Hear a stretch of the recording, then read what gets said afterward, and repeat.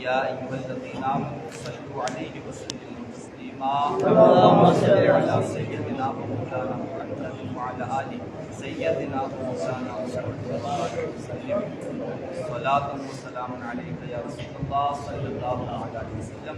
پڑھیں الصلاۃ والسلام علیک یا رسول اللہ، الصلاۃ والسلام علیک یا رسول اللہ، الصلاۃ والسلام علیک یا حبیب اللہ، الصلاۃ والسلام علیک یا حبیب اللہ.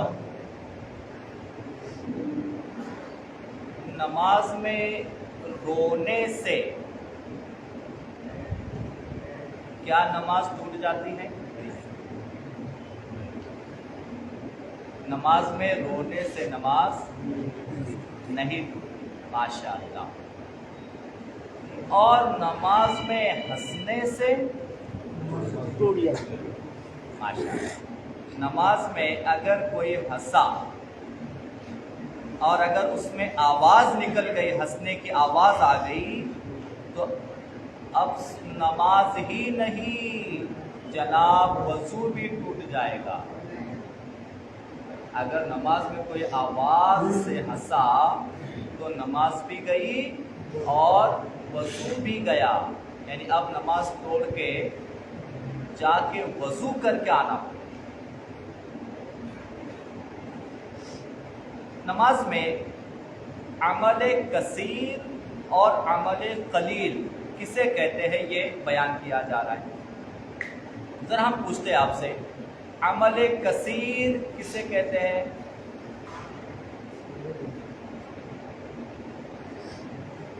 عمل کثیر اسے کہتے ہیں جس سے نماز ٹوٹ جاتی ہے، اور عمل قلیل اسے کہتے ہیں جس سے نماز نہیں ٹوٹتی. تو برائے کرم یاد رکھیے. اب عمل کثیر کی تعریف کیا ہے؟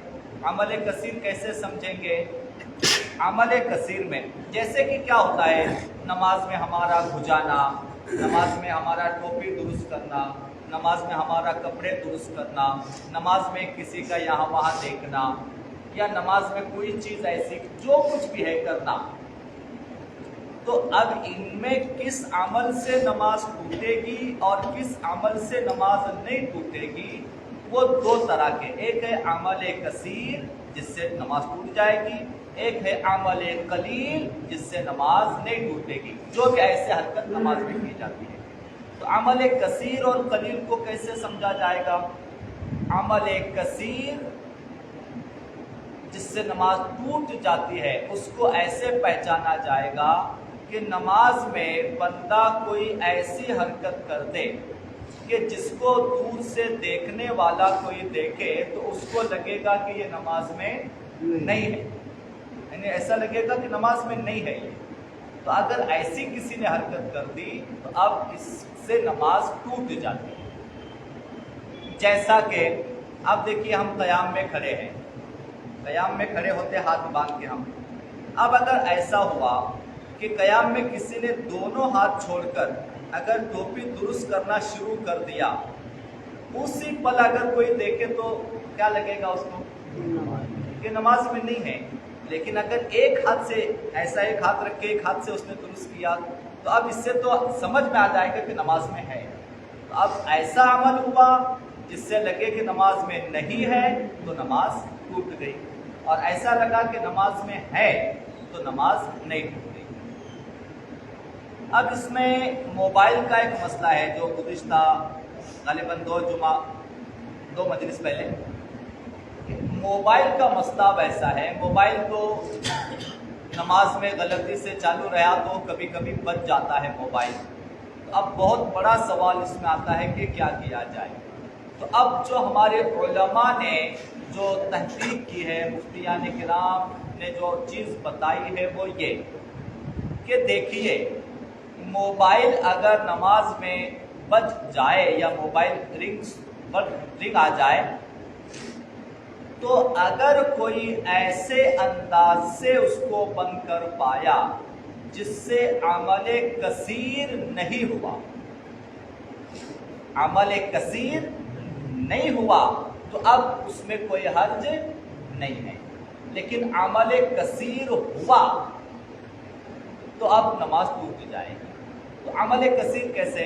اگر موبائل آیا، کسی نے بالکل زیادہ حرکت نہیں کرتے ہوئے یا زیادہ نماز سے باہر جیسے ہونے والی حرکت نہیں کرتے ہوئے اگر آسانی سے اگر اس کو بند کر دیا بٹن دبا کر، تو اب اس سے نماز نہیں ٹوٹے گی۔ جیسے سامنے رکھا ہوا ہے، اتحیات میں بندہ بیٹھا، سامنے ہی موبائل رکھا ہے اتفاق سے، اور اگر گھنٹی بج گئی تو اب دھیرے سے اگر اس کو بند کر دیا تب بھی نماز نہیں ٹوٹے گی۔ یعنی ایسا عمل، یا اس کو ابھی تھوڑا سا اور آسان سمجھنے کے لیے کہ اتنی صفائی سے اگر کسی نے اس کو بٹن دبایا، بند کیا، جس سے عمل کثیر نہیں ہوا، تو نماز نہیں ٹوٹے گی۔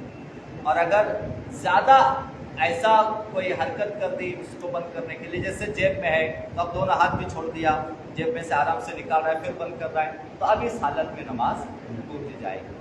ایسے ہی کھجلانے کا بھی مسئلہ ہے نماز میں۔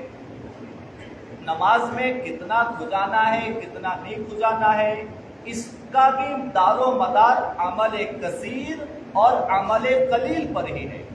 اسی کی بنیاد پر ہمارے علماء نے ابھی موبائل کا فتویٰ یہ دیا ہوا ہے جو ابھی ہم نے بیان کیا۔ اسی کے بنا پر، کس بنا پر؟ کہ نماز کی حالت میں کھجلانے کی ضرورت پڑتی ہے۔ اور ایک بڑا عجیب لوگوں کا مزاج ہے، غیر ضروری، آپ خود بھی دیکھیں گے تو آپ کو سمجھ میں آئے گا، غیر ضروری لوگوں کو نماز میں ہاتھ ہٹانے کی عادت ہے۔ غیر ضروری یعنی کچھ لوگوں کو ہاتھ ہٹانا، ٹوپی درست کرنا، کپڑے درست کرنا، یہ ایک عادت ہے۔ تو لہٰذا بغیر کسی مجبوری کے کھجانا یا بغیر مجبوری کے ہاتھ ہٹانا یہ ہرگز درست نہیں ہے، ایسا نہیں کرنا چاہیے۔ اگر کھجلانے کی ضرورت پڑ ہی گئی نماز میں تو بے شک اجازت ہے، کھجلانے کی اجازت ہے۔ اب اس میں مسئلے میں کیسا لکھا ہے ہم آپ کو بتا دیں۔ ایسا لکھا ہے کہ ایک رکن میں، ایک رکن سمجھتے ہیں نا، جیسے ہمارا قیام یہ ایک رکن ہے، رکوع ایک رکن ہے، سجدہ ایک رکن ہے، التحیات ایک رکن ہے۔ تو ایک رکن میں 2 مرتبہ ہاتھ ہٹانے کی اجازت ہے۔ ایک رکن میں 2 مرتبہ ہاتھ ہٹانے کی اجازت ہے۔ جیسے اگر سر میں کھجلی آئی اور قیام میں کھڑا ہے، ایک مرتبہ ہٹا کر درست کیا، پھر واپس، پھر اس کے بعد، اس طرح 2 مرتبہ ہاتھ ہٹانے کی، کھجلانے کی اجازت ہے۔ مگر ایک ہی رکن میں 3 مرتبہ کی اجازت نہیں ہے۔ اور ایسا لکھا ہے کہ اگر ایک ہی رکن میں 3 مرتبہ ایسا کرے تو نماز ٹوٹ جائے گی۔ ایک رکن میں 2 مرتبہ کی اجازت ہے۔ اور اب لوگوں کو جو ایک مزاج اور عادت ہے کہ غیر ضروری طور پہ کپڑوں کو سہلانا، یہ کپڑوں کو سہلانے کی بھی نماز میں اجازت نہیں ہے۔ کپڑوں کو سہلانے کی بھی نماز میں اجازت نہیں ہے۔